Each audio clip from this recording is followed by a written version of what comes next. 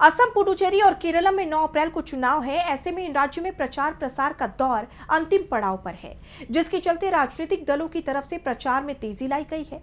इसी कड़ी में नेता प्रतिपक्ष राहुल गांधी ने भी एक दिन में कई जगहों पर रैली कर जनता को संबोधित किया। साथ ही मोदी सरकार पर हमलावर भी दिखाई दिए।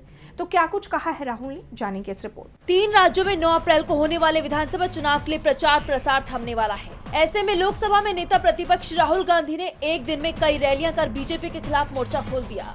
सबसे पहले तो राहुल गांधी केंद्र शासित प्रदेश पुदुचेरी में गरजे और उसके बाद केरल में भी उन्होंने बीजेपी की मुश्किलें बढ़ाने का काम किया।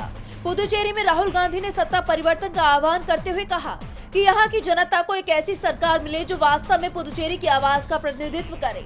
राहुल गांधी ने जनता से वादा किया कि कांग्रेस की सरकार बनने के बाद इस केंद्र शासित प्रदेश को पूर्ण राज्य का दर्जा दिया जाएगा।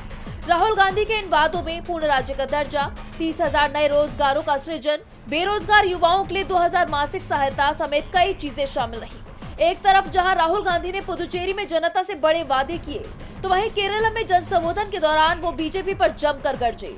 पीएम मोदी और गृह मंत्री अमित शाह को घेरते हुए उन्होंने आरोप लगाया कि नरेंद्र मोदी अपने सहयोगियों के साथ बहुत बुरा बर्ताव करते हैं। उन्हें वरिष्ठ भाजपा नेताओं को इस तरह अपमानित करने का कोई अधिकार नहीं है। नरेंद्र मोदी और अमित शाह मानते हैं कि देश पर शासन करने के लिए वो ही बने हैं। ये मानसिकता हमारे देश को बर्बाद कर रही है। इसके कारण ऐसी सरकारें बन रही हैं जो जनता की नहीं सुनती, जनता का अनादर करती हैं और बिना सोचे समझे फैसले लेती हैं। उन्होंने केरल भर में मुख्यमंत्री की तस्वीर वाले सीपीएम के बिलबोर्ड के ऊपर तंज कसते हुए कहा कि केरल मुख्यमंत्री की तस्वीर वाले सीपीएम के बिलबोर्ड पर लिखा है और कौन, मुख्यमंत्री भगवान नहीं है, ना ही केवल अकेले केरल वासी हैं जो शासन कर सकते हैं। ये कहना कि केवल वो ही केरल वासी शासन कर सकते हैं, हर केरल वासी का अपमान है। जिस तरह राहुल गांधी ने पुदुचेरी से लेकर केरलम तक मोर्चा खोला है, उससे साफ है कि ये चुनाव बीजेपी के लिए मुश्किल भरा होने वाला है।